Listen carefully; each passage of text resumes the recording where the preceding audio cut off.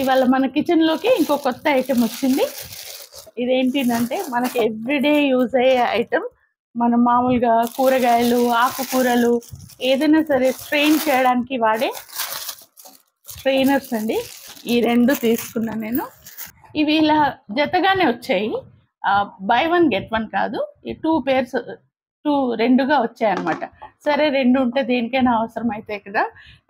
Meet wash చేయాలన్నా, ఆకుకూరలు కడగాలన్నా, ఇంకేమైనా కూరగాయలు వాష్ చేయాలన్నా చూడండి ఎంత బాగుందో. ఇంకా వీటికి ఏంటంటే ఇలా స్టేబుల్గా ఉండడానికి ఇవి ఇచ్చారు స్టాండ్స్.